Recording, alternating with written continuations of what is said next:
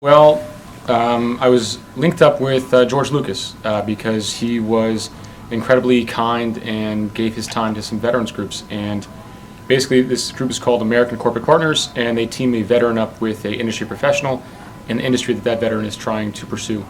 And basically, I'd done some work. I'd shown my work to a few different people inside that organization, and George Lucas said I could mentor this guy, and he was incredibly helpful to me. He just kind of looks at my work and gives me advice and takes me seriously, which is funny. He has facilitated a great amount in terms of mentoring me. He's also introduced me to he has a massive company, or did, and I got to meet a lot of people inside of that company who were very helpful and instrumental in making this film and have been very kind and helped me out along the way. So they're incredibly helpful people.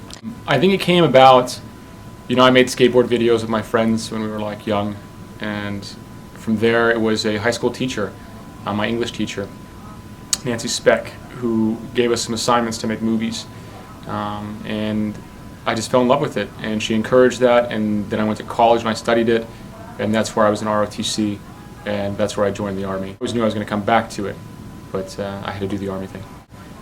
I think Bob is incredible.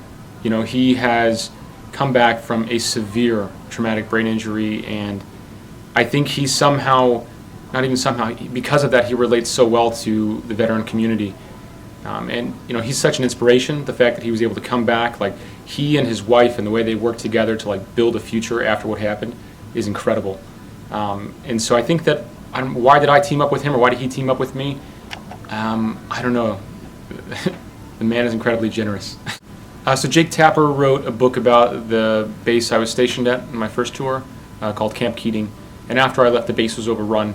And so Jake Tapper, I believe he was having his first or second child the day it was overrun. And so while his child was in his arms, he saw that this base was overrun. And so he was somehow drawn to figure out what that was all about. And so he wrote a book about the base. And instead of writing just about one platoon, he wrote about everybody who ever served there. And so, it's just, he called me up and we started talking, and essentially I was just there for color. At that point, he had already had a full-fledged book, and I gave him some funny stories to put in there. I have a short film called Day One. I wrote and directed it. It is based on some experiences I had with my own interpreter in Afghanistan. On my second tour, I had a female interpreter. She's American. She's Afghan-American. And I just thought that when the time came, if I wanted to make something about the war, that I would kind of start with her. She just has this really wonderful kind of Lawrence of Arabia meets Tammy Wynette quality that you don't find very often at all in the war genre. Well, I think it changes how I'm perceived. I don't think it changes me necessarily. I'm just really excited to go to the Oscar with my wife and dress up, because everything else just seems too unmanageable to even consider. Yeah, it's awesome. Very strange, I don't know what to say.